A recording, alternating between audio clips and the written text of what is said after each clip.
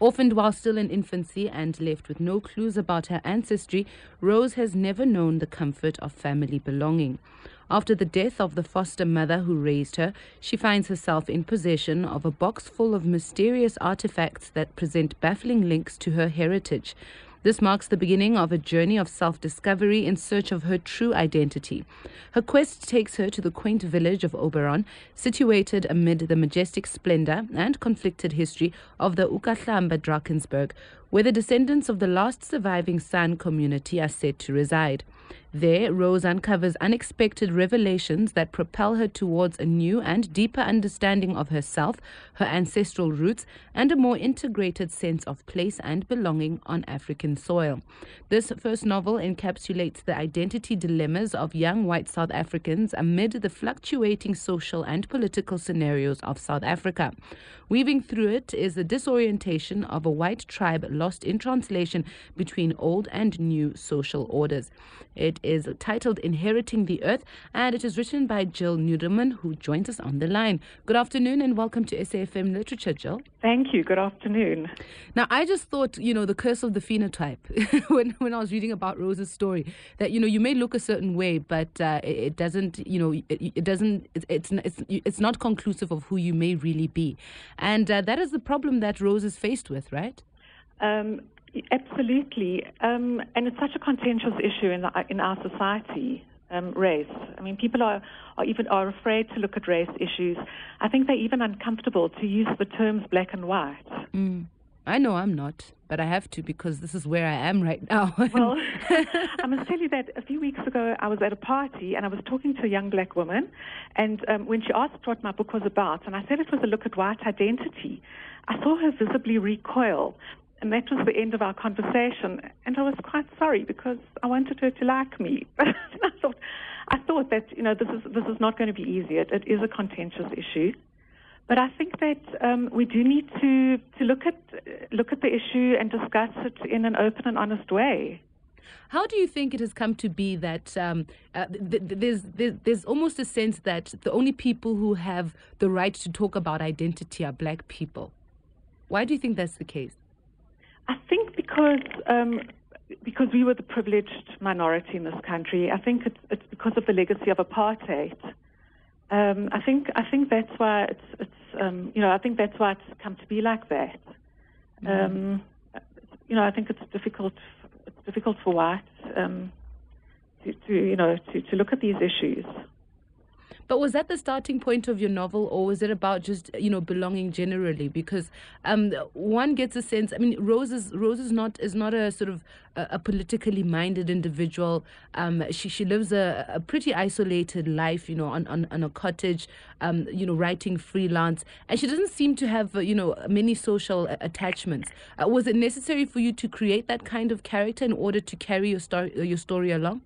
Well, I think so. I mean, as a starting point, I think I had the idea to write about a white woman in post-apartheid South Africa. It was around about 2006, so South Africa was still, the new South Africa was still quite new. And I was grappling with questions of acceptance and belonging and rootedness as a white person. And there were calls for whites to integrate. But I, like Rose, was, quite politically uninvolved. I was just living my life, and I wasn't doing anything about it. So these were the issues that I did want to explore. And as you say, Rose is quite unaware, but at the foundation of her character, this was something I wanted to explore in her character. I don't know whether I was reading this, I was too involved as myself while reading this, because sometimes, I have to remind myself to, suspend my own ego from reading a book. But I found it very difficult to empathize with her because she didn't even seem to have a sense of, how do I put this?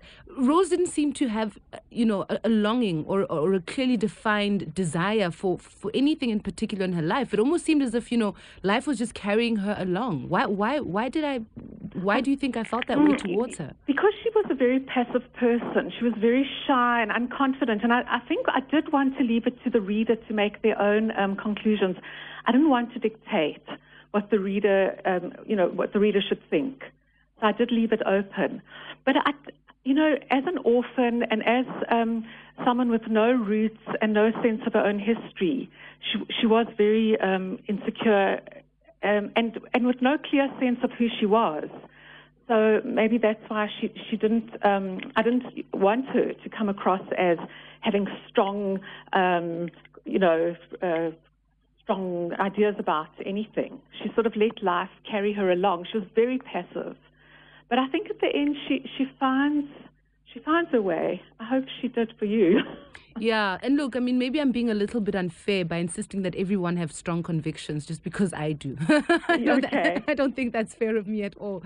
But what about the influence of the settings that Rose finds herself in? I mean, from Johannesburg, which is a city that does have conflicted history and identity, and and also its place in in the world, on the continent and in the country, and sort of moving her along from this particular landscape to a very beautiful natural landscape that also has a conflicting history. How did you make that transition happen?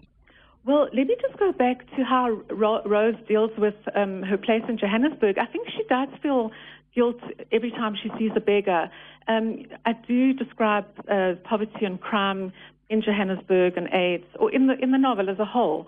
But I don't offer any solutions about what we can do or what we should do, what the government should do. It's just part of the story because it's set in South Africa, contemporary South Africa. So I didn't want her to moralize, or I didn't want her to point her finger at anyone. They were just issues that arose because they are part of our society. And then she goes into the Drakensberg, and she, which is this beautiful setting, as you said, and it does come with its conflicted history. And there she comes into contact with all sorts of people from our society. And she also comes into contact with what are supposedly the descendants of the San, of Khoisan. And there she's able to have this transformative experience. What I also found very exciting, and I've had this conversation a few times now with writers, is also the shift of focus from the urban space to a rural space where the coming of age takes place for a character, because for the last 150 odd years or so, a lot of the inspiration for writing has been in industrialized urban spaces. It was about an imagination of a freer, more sophisticated world, and it continues to be the case. But there's also a sense of a kind of ennui that's developing because most of the world is becoming so urbanized. So it's as if the shift of inspiration now is going back to the rural areas that many people considered to be places that are devoid of inspiration, apart from just nature, flora and fauna. But it's becoming more about people's stories in this rural setting. Are you getting a sense of that? Was it also purposeful on your part to get inspiration for a human story and a coming of age story in a rural setting? I didn't think about it intellectually at all, but I think that her going to the Drakensberg allowed her to break her ties and have a big transformation scene. I think because it was a freeing. It freed her up from the constraints of her urban life. And also the Drakensberg is such a magical place that I think I wanted to include that magic into her story, to take it beyond the realm of this, city grit and grime and into this beautiful, magical space. That I think that's what it was, so that she could, free herself up from her from the city living and city life. And it's interesting because I am Johannesburg born and bred. I've never spent any time in a rural setting, except going on holiday for a few days at a time. So I'm very rooted in Johannesburg. But I somehow needed to get my character out of Johannesburg and into this magical setting. So tell us the role of the 1880 sort of diary entries. How do those come in? Well, sure, I don't want to give too much of the story away here. We'll try not to. Sorry? We'll try not to. Okay, so Rose, when she goes to the Drakensberg, is confronted by a rock painting, and I describe it as crudely executed in white paint, done with a finger, and it shows a Victorian woman in a bustle dress and a sun hat. And I wrote this novel as part of a master's degree for creative writing at Wits. And I came under severe criticism by one of the supervisors in the MA course, who said that I was falsifying history and I was tampering with a very sensitive part of our historical archive, especially that the novel was an essentially realist novel.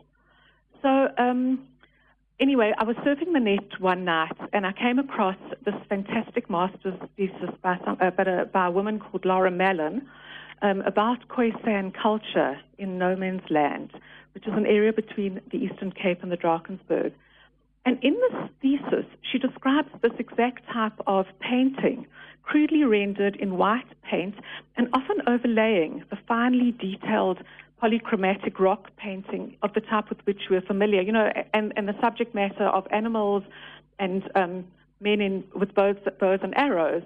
This art featured men on horseback and women in bustle dresses. So it was complete serendipity that I found it, but it also vindicated me and gave me the right to include this art into my thesis. And so I thought I'd write the diary to explain how it got there. So that was how this 1880 diary came about. And then it was retroactively written, and then I had to try and insert it seamlessly into the text, which was quite a task to do, but I hope I succeeded in that.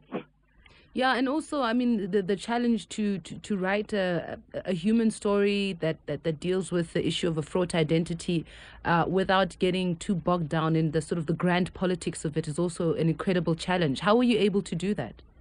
Well, I hope that the reader can read between the lines.